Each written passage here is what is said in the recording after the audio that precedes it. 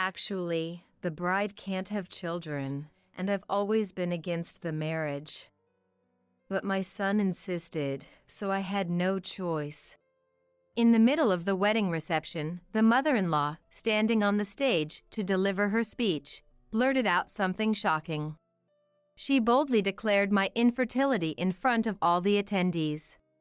Well, as you can see, the bride is a barren failure. But she's a career woman, and she earns well, so I reluctantly accepted the marriage.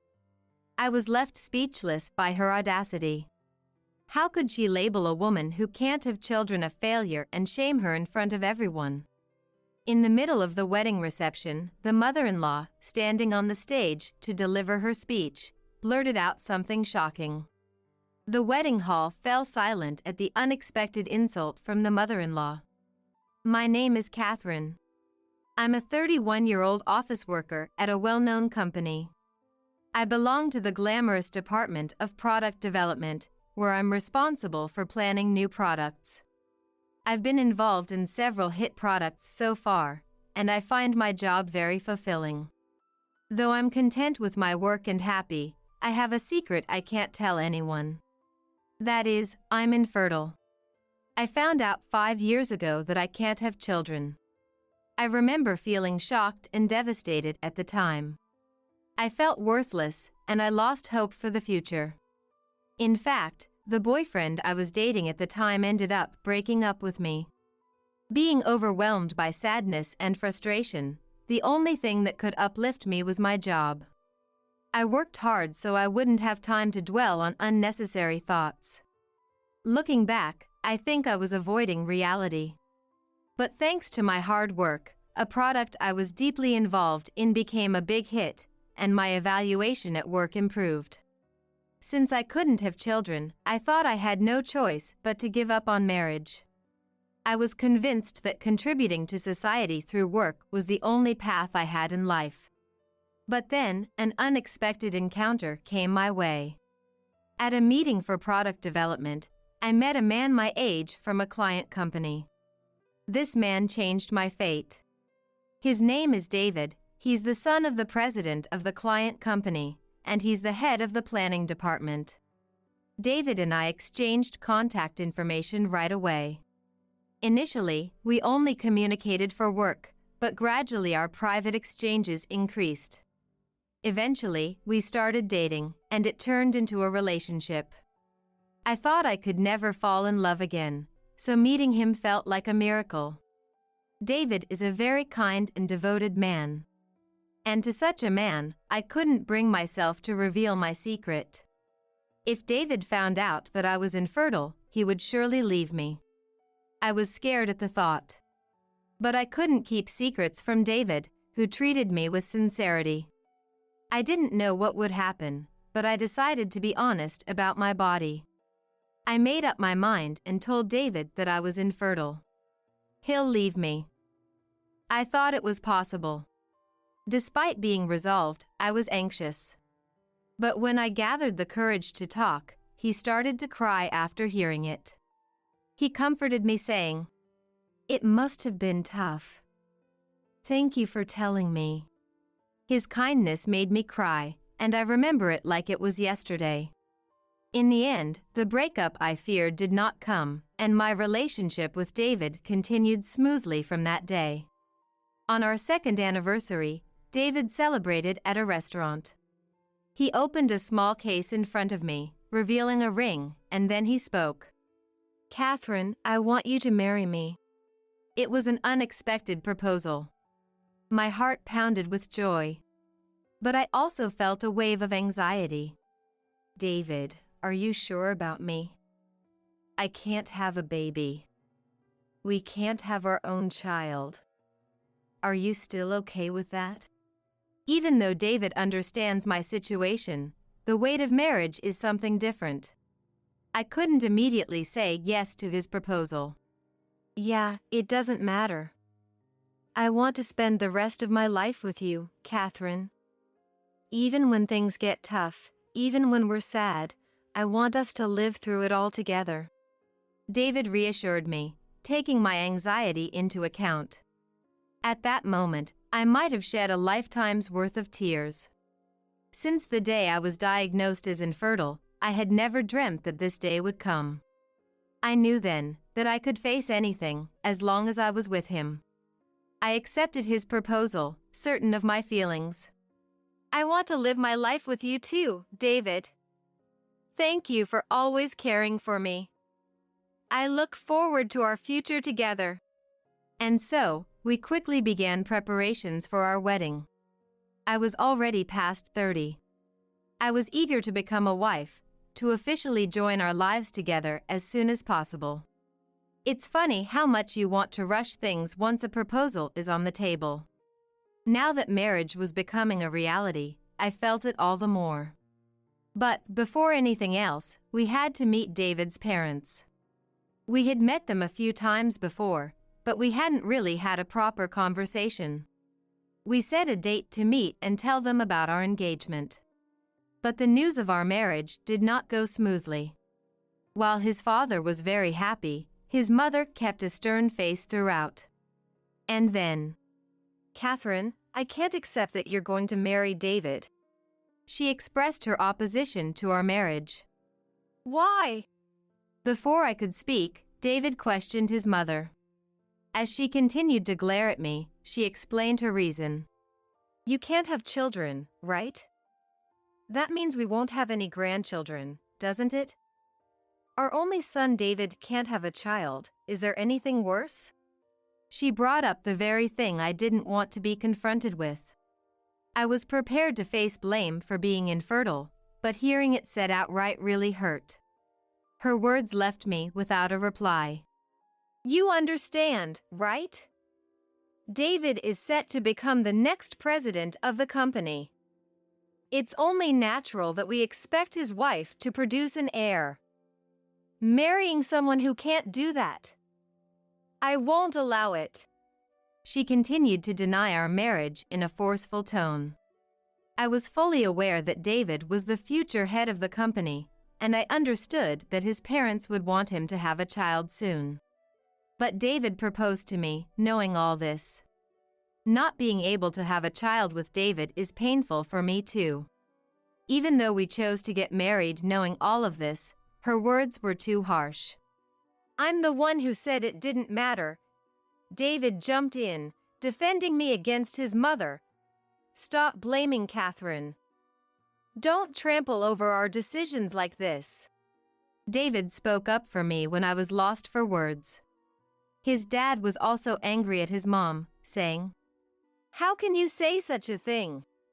But no matter what anyone said, his mother remained unmoved, her expression unchanged.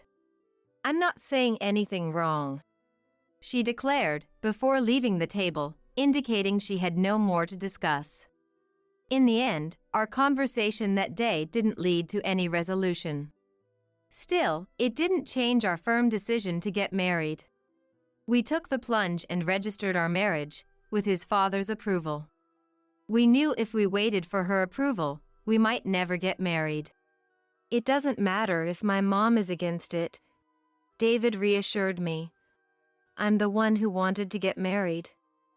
Let's just wait for her to eventually give in." And so, David and I became husband and wife. Yet, even after that, his mother refused to acknowledge our marriage. "I will never accept this. I won't even attend the wedding," she said, pushing it even further. Because of this, we decided to put off the wedding ceremony. We still hoped to have her acceptance before we celebrated our union. Day after day, his father tried to persuade her, and both David and I continued to appeal to her, pouring our hearts into every plea. But she remained stubborn and refused to give in. Eventually, even my parents visited his parents' house several times to try and talk her down. Even some of David's relatives suggested she accept our marriage. Finally, after all these earnest appeals from everyone around her, she relented. At last, we could proceed with the wedding ceremony. She still seemed discontented, but David and I began our preparations, and finally set a date for our wedding. It was a year from the day we registered our marriage, essentially, our first wedding anniversary. When our wedding day was finally set, David and I felt relieved. And before we knew it, the day of our wedding arrived. I was deeply touched, filled with joy that we were finally celebrating this day. I was finally able to wear the wedding dress that I had almost given up on. It felt like a dream come true. The wedding ceremony went smoothly at the church, and the reception began. Surrounded by the blessings of many attendees, I was overflowing with happiness. I owe it all to David, who stood by my side and led me here, even when I was feeling defeated and thought I wasn't worthy of marriage. I couldn't thank him enough. Seeing David, all dressed up and looking so gallant and dependable, made me so happy. As the reception proceeded and we were about to retreat for a costume change, I noticed his mother taking the stage. It looked like she had asked the MC for permission to say a few words to the attendees. And so, she started her speech on her own. Thank you all for coming to celebrate my son's wedding today. The truth is, the bride can't have children, and I've been against their marriage all along. I was about to leave my seat to change, but her words made me freeze on the spot. She had just mentioned something that shouldn't be said, especially not here at our joyful wedding celebration. The lively atmosphere in the venue quickly hushed to a silence. But my son was insistent, so I gave in and accepted their marriage. In the dead silent hall, mother-in-law's voice was the only one echoing. Frozen in place, I watched as David tried to approach mother-in-law and snatch the microphone. Mom, can you stop this? But David's attempts were smoothly evaded by mother-in-law, who wouldn't be stopped. Holding onto the microphone tightly so as not to lose it, she continued to address the attendees.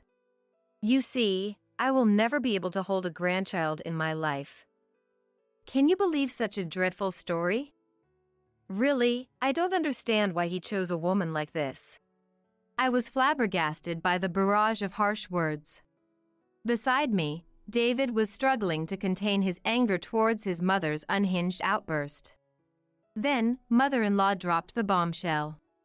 Well, as you can see, my daughter-in-law is a barren failure. But she's quite the career woman and makes good money. So, I begrudgingly accepted their marriage. Mother-in-law chuckled loudly at her own words. She then looked at me and added one final jab. You should be grateful. It's thanks to me that you're having this day. With that, mother-in-law, appearing pleased, returned to her seat, having finished her utterly disgraceful speech. Had there ever been a more offensive speech? I was too stunned to even hear the voices around me. Urged by David and the venue staff, I was led out of the hall with my mind a blur. Once inside the dressing room, all the suppressed emotions came crashing in.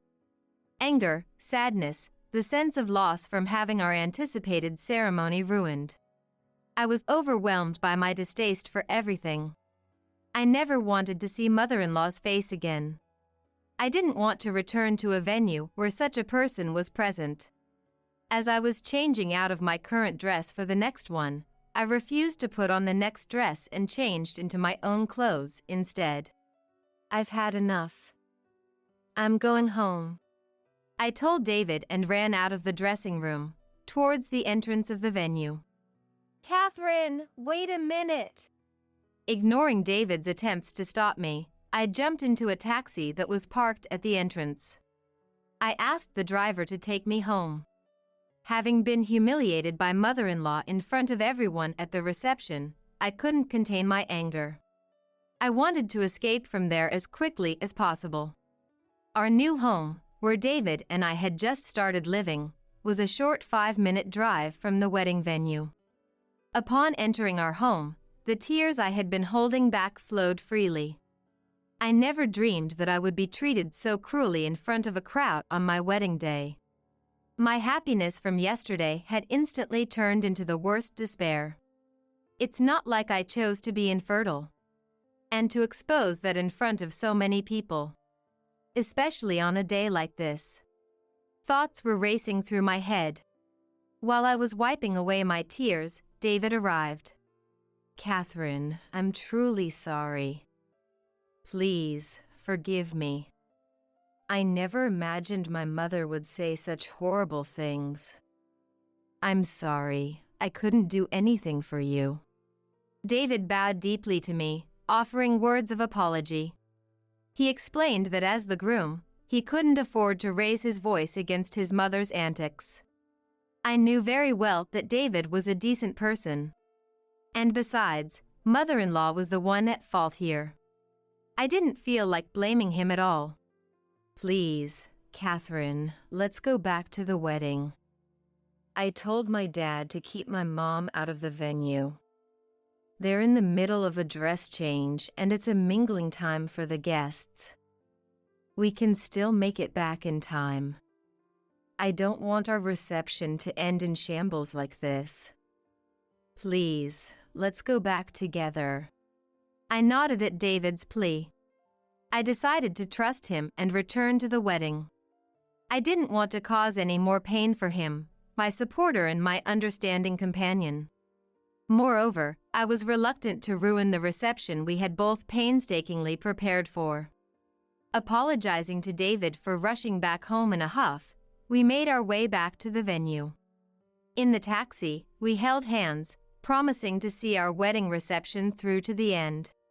Once we returned and entered the family waiting room, we found my mother-in-law surrounded by relatives.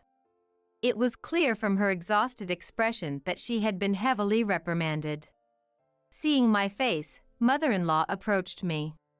"Oh, Catherine, I'm so sorry. Can we just pretend that earlier incident never happened?" She lowered her head slightly towards me, pleading for forgiveness in a childish voice. It was a complete turnaround from the smug face she had displayed at the reception. "What? How could you even suggest that, after the humiliation you caused in front of so many people? How can you say let's just forget it all happened?"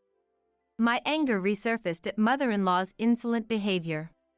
The audacity of asking for forgiveness after what she had done was beyond my comprehension. Why was she seeking forgiveness in the first place when she didn't even want to accept me? She could have just left things as they were if she disliked it so much. I expressed my unwillingness to forgive her to mother-in-law and started preparing to get back to the ceremony. "Don't be like that. I'm apologizing, so won't you forgive me? I had no idea that one of your relatives was a key client of our company. My maternal uncle, as it turns out, runs a significant client of my father-in-law's company. Apparently, while I was away, he had given mother-in-law a serious dressing down. He had even hinted at stopping the business transaction.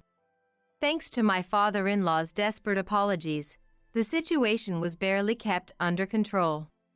I immediately understood why mother-in-law was apologizing.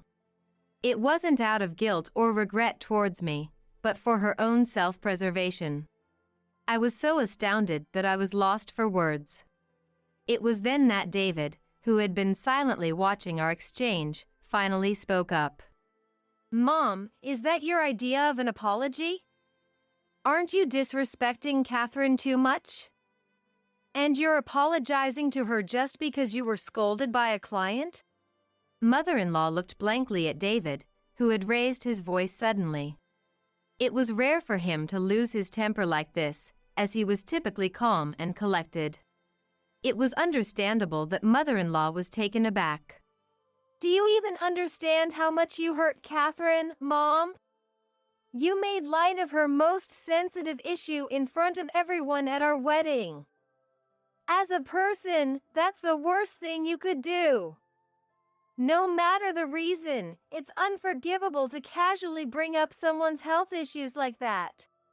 David didn't hold back, continuing to shout at mother-in-law. He let out all the pent-up feelings he had towards his own mother.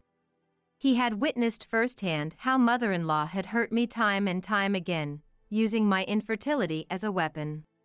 The worst of it all was her outrageous behavior at today's reception. David's gaze upon his mother was filled with disdain. I'm done with you. Consider yourself without a son. If you can't accept Catherine as my wife, that's your problem. What you say doesn't affect us. Our mother-in-law doesn't concern outsiders. A complete disavowal. David finally laid it out for his mother-in-law. He declared he had no intention of associating with her from here on out. As far as he was concerned, he had no mother. That's what I told mother-in-law. David, don't say things like that. I really want to celebrate you. Don't be angry, okay? I won't say anything more. Let's lift the mood and enjoy the wedding, shall we? His mother-in-law turned a sickly pale at David's words. In a fluster, she tried to gauge his mood. However, there was nothing she could say now that would make David listen. Today's not only about me, it's about Catherine, too. We're a team, we're one. Looking down on Catherine is just like looking down on me. I get it, you don't want to celebrate us. So just leave now. Get out. Her apologies were nothing more than self-preservation. There was no sincerity towards me. David told her mercilessly to get out. He told her that I was his only family. I can't believe this, David. Upon hearing David's words, his mother stood there, dumbfounded. It seemed she hadn't expected such clear repulsion from her son. A cold gaze was cast upon her by David, me, David's father, and the rest of the relatives. Having lost all allies and standing alone, she finally accepted the reality. Her only option was to leave the scene. After she had gone, I quickly changed my dress, took David's hand, and we returned to the venue hand in hand. Guests, who were oblivious to the turmoil that had occurred. Although we had kept them waiting for a considerable length of time, they welcomed us back with a round of applause. It seems everyone had sensed the situation and kindly waited for us. I was truly grateful for this warm atmosphere. And the wedding reception, now devoid of my mother-in-law, proceeded smoothly, with David and I preparing to give our final speech. We made sure to apologize sincerely for the disruption caused by my mother-in-law. And so, we managed to conclude our reception without further ado. Following this, true to David's declaration, we decided to completely distance ourselves from my mother-in-law. David changed his contact information, making sure no communication came through from her. He even proposed that we move homes, even though we'd just settled into our new one. Realizing David's firm intent to sever all ties with mother-in-law, I agreed to the move. The moving expenses were covered by my father-in-law, citing the troubles caused by my mother-in-law, and we promptly relocated to our new home. After ensuring our move was complete, father-in-law took the opportunity to serve mother-in-law with divorce papers. Father-in-law, too, had long harbored resentment toward mother-in-law's behavior towards me, and the incident at the wedding was the final straw. While a sincere apology ensured that our uncle, who was also a business associate, did not sever ties with us, he was completely fed up with mother-in-law. Mother-in-law was expelled from her family home, forced to embark on a lonely new life. Since David and I have no involvement, we have no idea about mother-in-law's whereabouts or her current state. Rumors suggest that due to the disgraceful display at the wedding, no family members are willing to aid her, and she is living a lonely, harsh life. Apparently, she's residing in a budget apartment, barely making ends meet by working part-time jobs from morning till night. On the other hand, David and I are enjoying a harmonious married life. We have no children. But, even without the blessing of children, we can live together for the rest of our lives. As long as we continue to respect and grow with each other every day, we can always be happy. David and I believe this, as we join hands and face our future together. Our hopes spread toward the future we are building together. When I received the handset handed to me, A man on the other end claimed to be a police officer. Just a moment ago, a man claiming to be your husband was transported by ambulance after falling from his wheelchair. We would like to speak with you about it. Can you come to the hospital urgently? I was so shocked by the sudden news that I became flustered. My husband? Understood. I'm at work right now, so I'll check with my boss and head over immediately. I inquired about the hospital to which he was transported, and despite being in the middle of a meeting, I explained the situation, obtained permission from my boss, and left the office. Catching a taxi immediately, I headed to the hospital where 2 police officers and my husband, Ben, were waiting in the room I was guided to. As soon as I entered the room, Ben pointed at me and shouted, "It's her! She's the one who knocked over the wheelchair! Wait a minute! What are you talking about?" I was completely taken aback by the abrupt accusation, confused about what was happening. Me, knocking over Ben's wheelchair? After all, I went straight to work from a business trip today, so it had been roughly 2 days since I last saw him. As I stood there in shock, unable to speak, Ben raised his voice. "Because of what you did, I want a divorce. And prepare compensation. $30,000.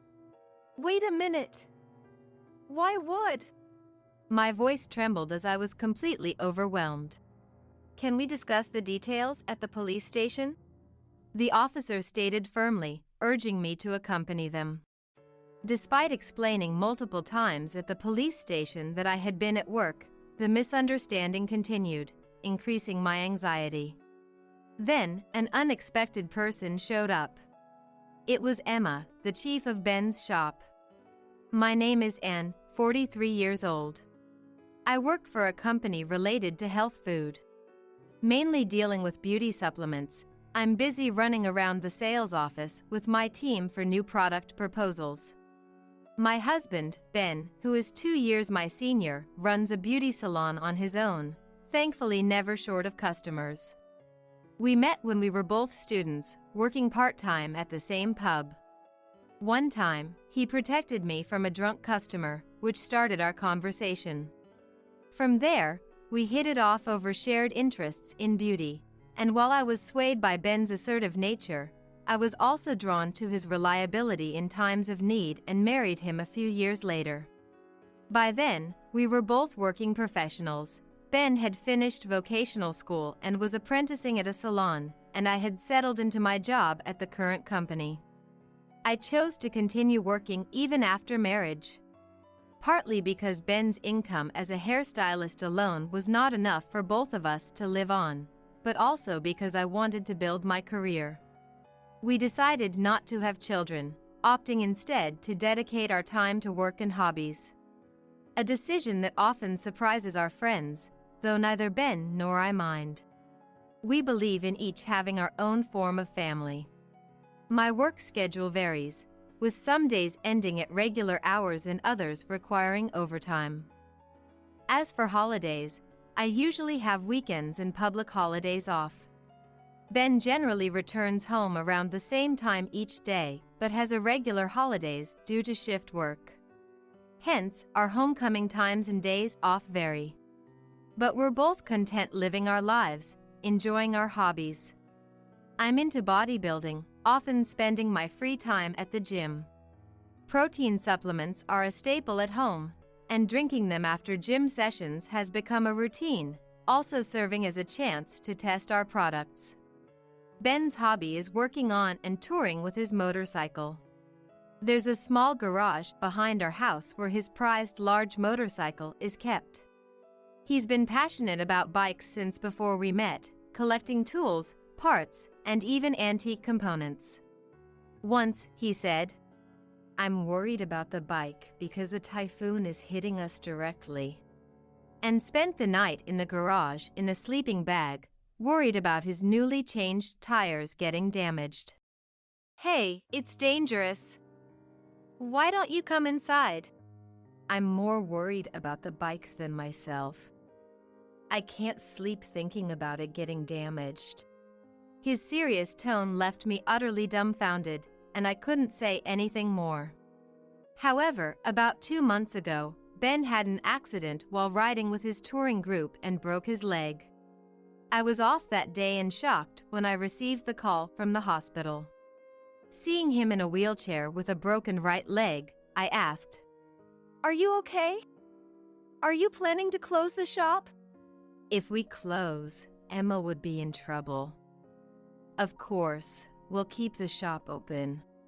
Emma has been working at Ben's beauty salon since its opening. She is entrusted with the role of chief and is popular with customers due to her brisk and friendly nature. "Really? But how will you get to work? The house and the shop are a bit far apart. You always said it takes you about 20 minutes to walk, right? I have work too, so it's difficult for me to drive you. The shop opens at 10 a.m., but I leave the house by 8 a.m. It's extremely dangerous for him to go that distance in a wheelchair by himself, considering it takes 20 minutes on foot without a fracture." "Yeah, that's true. I can't drive a car either, so I'll discuss it with Emma." Later, Ben and Emma talked it over, and it was decided that Emma would drive him. I complained about her having to leave her house earlier because of this, but Ben said it was Emma who offered to do the driving. "She said she's the owner's right arm and got all excited about it." Though he seemed a bit troubled saying it, Ben didn't seem entirely displeased either. I'm too busy to meddle in the shop's affairs, but I can't help feeling astonished at my husband's situation. For the past 2 months, we've relied on her for Ben's transportation, feeling both guilty and grateful. Once, when I visited the shop because I needed to talk to Ben, I had a conversation with Emma, who seems to be actively taking hair supplements. I occasionally bring our company's hair supplements as a token of appreciation, always thanking her. "Emma, are you sure it's not too much of a burden? Are you okay?" "I'm fine. I'm tough, so this is nothing for me." "I'm sorry, it just feels like..." "Don't worry about it. By the way, the supplement you brought last time was amazing. I even shared some with my friends and recommended it." Her always cheerful demeanor somehow felt reassuring. I'm proud that such a bright and wonderful girl is the face of this beauty salon. "Actually, I have a business trip coming up, but could you cut my hair before I leave?" "Just a trim is fine." "Where are you going?" "I'm expecting souvenirs, you know." She joked as she pulled out the appointment book from behind the counter and flipped to the reservation page. "It's nothing special." I laughed along as I chose an available date and time. "Then I'll see you in a week." "Yes, please." The week flew by, and on the day I was to cut Emma's hair, I stopped by the shop during a break from work, just as the previous customer, a woman in her 50s with a soft bob and light perm, was leaving. The woman walked out briskly, looking youthful. Emma, who was behind the counter, watched her leave, then looked down to write something in the appointment book. As I entered, she looked up and momentarily appeared awkward, but quickly returned to her usual smile. "Hello. Could you wait just a moment? I'll be ready in no time." She said this and quickly cleaned up the hair on the floor and sanitized the chair, finishing everything in about 3 minutes. "Sorry to keep you waiting. Please, have a seat here." I sat down in the indicated chair and looked at myself in the mirror. I hadn't had a haircut in a while and looked quite aged. "How careless can I get?" To my spontaneous remark, Emma laughed. "Not at all. You just want a trim today, right?" "That's right. I'm thinking of growing it out to try this style next." I tapped my phone, showing her a hair catalog webpage, and pointed to a photo of a shoulder-length hairstyle. "Do you think it would suit me?" "It'll look great. You have a bit of a wave in the back here, so we'll make sure to cover that. It'll suit you perfectly. Emma gestured. You'll look fantastic. Let's do it, and exclaimed over the mirror. Even though the shop played calming music box tunes and maintained a peaceful atmosphere, something felt off, like a mix of unease beneath Emma's steady hands and expressions. Maybe it was intuition. Despite the ordinary setting with music box tunes, Emma's expressions, the sound of scissors, and our chat, something seemed different. Since it was just a trim, the haircut was finished quicker than usual, and I paid before leaving. I decided to head home immediately due to my next appointment, but as she saw me off, I couldn't help but notice she seemed a bit down. I impulsively asked her, Emma, are you tired? Are you getting enough rest? Not at all. Do I have dark circles? I've been watching dramas late into the night recently. She laughed off, making me second-guess my concern. If you're feeling good, then that's great. Thanks for today. Good luck on your business trip. I waved back at her encouragement and left the shop. That night, as I looked up at the beautiful full moon on my way home, I found Ben had unusually come home before me. I was a bit surprised as I put down my things and started preparing dinner. Hey, I got a haircut from Emma today. What do you think? Ben looked up from his motorcycle magazine and said, It doesn't seem much different. Can't you say something nice like it suits me? I just got it trimmed today. Thought I should groom myself once in a while. I retorted, to which Ben scoffed. We're both in our 40s, what's there to suit or not? His comment, whether a joke or his real thoughts, was followed by him returning to his magazine. Lately, or maybe for a few years now, I've felt Ben being somewhat cold towards me. I remember how he used to praise me for even a small haircut, saying I looked beautiful, and wonder if we were just younger back then. Speaking of today, I was a bit worried about Emma. She seemed a bit down. She said she was fine, but I wonder if something is burdening her. Suddenly, Ben became visibly annoyed and said, Are you saying you don't like her driving me around? That's not what I said. I'm just worried about Emma. Then don't worry. I know her well enough. Don't meddle in the shop's affairs.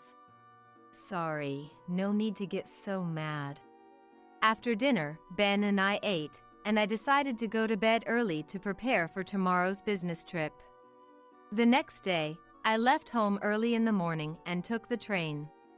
I had a meeting with a client and then another meeting at the head office, planning to spend a busy day before staying overnight at a hotel and returning early the next morning by train.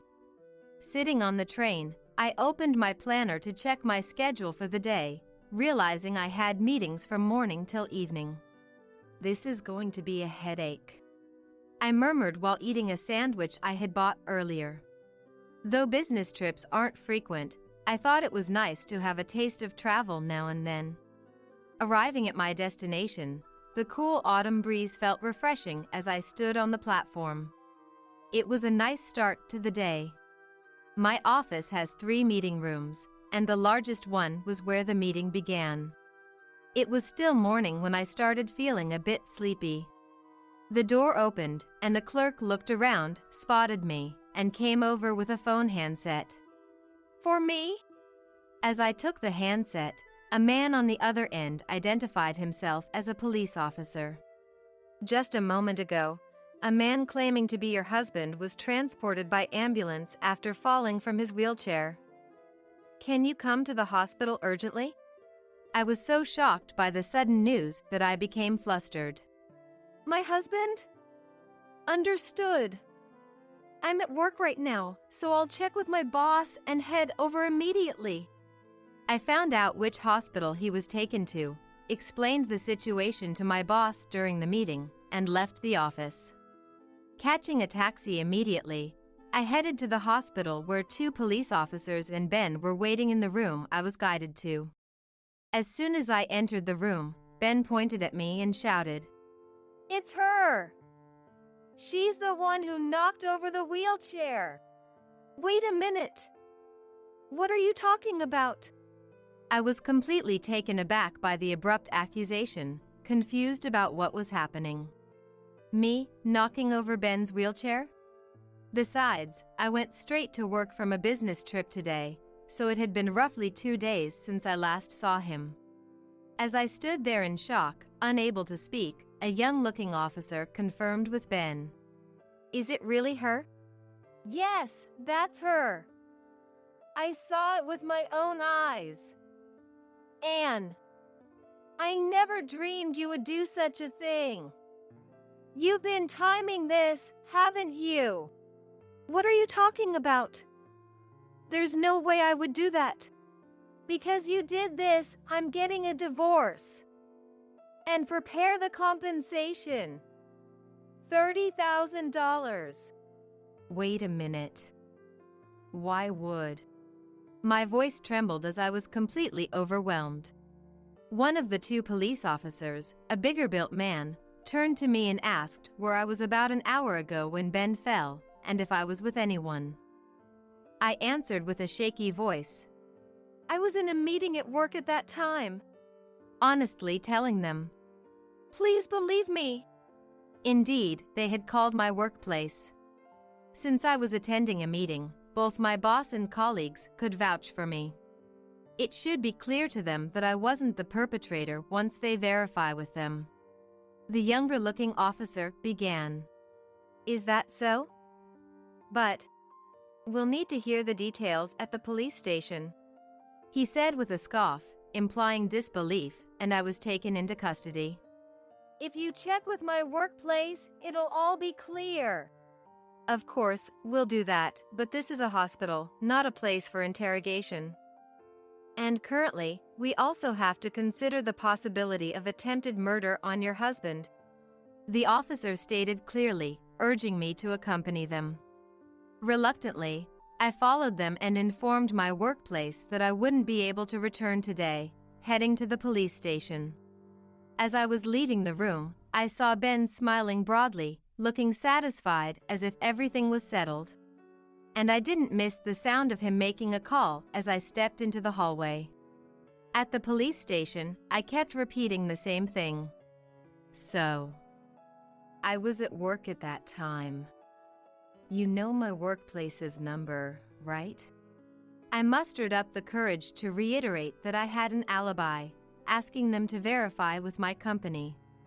However, they were reluctant to release me, and my anxiety grew. What would be my motive? Why would I push Ben's wheelchair? Could be for the insurance money, or to have all the property to yourself. I would never do something this stupid just for that. No matter what I said, the police officer wouldn't believe me, and the clock's hands just kept moving forward meaninglessly. After a while, suddenly, Emma came to visit me at the police station. A woman in her 50s who looked a lot like her was with her. Apparently, this was Emma's mother. I'm really sorry for coming out of the blue. And I'm really sorry. Unlike the usual Emma, she began to apologize abruptly with a face that looked like she was about to cry. I was so surprised that I couldn't even speak. I just got a call from the owner, hearing that you were taken by the police. I consulted with Mom. We came here to clear name and claim your innocence. What do you mean? Then Emma started explaining everything, which roughly went like this. Emma had started dating Ben a few years ago and gradually fell for him. Ben, too, became serious about his relationship with Emma, saying, "I'll divorce and eventually, so please wait for me." However, even after 2 or 3 years, there was no progress, and Ben showed no signs of divorcing, so Emma told him they should break up and she would quit the shop, to which he replied yesterday. "I've thought of a good method," he said. A good method? Yes. That's about today's incident. The plan was to first make his wheelchair fall in a ditch on a deserted roadside, claim to the police and the ambulance that someone had made him fall. And when I arrived, and is the criminal, he would tell the police, and in my confusion, demand a divorce and compensation. Of course, I was against it because it was impossible, but the owner said you were weak to pressure, so it would be fine. Moreover, after the divorce, we could get married and use the compensation money for a trip. I felt dizzy. In other words, Ben was staging a self-directed drama involving the police and hospital to divorce me. This even surprised the young police officer who was listening by my side. It's originally my fault for having an affair with the owner. It's also my fault for not stopping the owner even though I knew about this plan. I've wrongfully accused you, Anne. I'm truly sorry. I was shocked to have been cheated on, and indeed, I was dumbfounded. Somehow regaining my composure and facing Emma, I clearly and slowly told her. Emma, I appreciate you telling me about Ben's plan. But what you did can't be easily forgiven. Do you understand that? Yes, I understand. Emma looked me in the eye and answered firmly. Indeed, she seemed like a tough girl. Afterward, the two police officers who had brought me in changed their expressions upon hearing Emma's testimony and went out to question Ben. And a few hours later, he was arrested for making false statements to the police and causing disorder in their operations. Why has it come to this? He was complaining when he came to the police station, but I thought it was his responsibility and didn't feel like defending him even when we were both being questioned. That day, I was the only one released, and I went home with Emma. Eventually, Ben avoided jail time by paying a fine, but in a small town, rumors spread quickly, and several regulars canceled their reservations. Customers decreased, and eventually, the shop had to close. Having lost his credibility, he couldn't find a job as a hairdresser in his hometown. As for me, I decided that I couldn't continue with someone who tried to frame me and immediately presented him with divorce papers to leave. Until the end, Ben refused to sign the divorce papers, saying, "You're all I have. Can't you reconsider the divorce?" He said that, but I coldly pointed out his affair with Emma. You've been telling Emma for years that you'd divorce me, right? You really wanted to divorce, didn't you? Now is the time, isn't it? Then Ben turned pale and said, It's not like that. It's a misunderstanding. Thinking about it, maybe his relationship with Emma was just a game to him, but I couldn't help feeling a bit of sympathy for her. Afterward, Emma submitted her resignation to Ben, told him they were done, and moved to a different place right away. Between us, she stopped by my place just before moving to give me her new address. And I'm really sorry for the trouble I've caused. This is my new address. Please send the claim for the compensation here. She had prepared herself to do all this. Knowing how briskly and cheerfully she used to serve customers in the shop only made my heart ache more. I took the envelope Emma handed me. Understood. I nodded. I wonder what she felt all these years being with me. I wanted to ask her something mean, but the thought was too frightening, and I never could bring myself to ask. Emma, take care, okay? That was all I could manage to say. Emma nodded with tearful eyes and left. I haven't seen her since then. As for Ben, by that time, we were separated, and he was living a part-time life alone. He persistently sent me messages updating me on his life, trying to evoke sympathy, but I continued to ignore those messages with a firm stance. Eventually, through a lawyer, the divorce with Ben was finalized, and I nearly ended up paying compensation, but instead, I was the one to receive it. It was exactly $30,000. Ben's debt ballooned as he struggled to pay this, ending up in financial trouble. He already had debts from closing the beauty salon and its procedures. Now, he started doing multiple part-time jobs to pay them off. Regarding Emma, the lawyer asked, You could claim compensation from her as well. What would you like to do? I was hesitant for a long time. Being betrayed was certainly a shock, and knowing that Ben grew cold towards me because of her made me angry. However, for some reason, I couldn't bring myself to hate her. Maybe she, too, wanted the affair to be exposed somewhere deep down, having energetically worked as the shop's chief and supported Ben, and even during the moments at the police station and our farewell. Maybe she wanted to end the relationship but couldn't. This is just my speculation, and I know it sounds naive. But still, I felt it would be cruel to claim compensation from her, so I told the lawyer, I won't claim anything from Emma. I'm grateful for her support of my husband's shop and for helping me at the police station. The lawyer, in a businesslike manner, merely replied, Is that so? And looked at another document. I received the compensation from my ex-husband and have since thrown myself into work and my hobby, bodybuilding, with renewed vigor.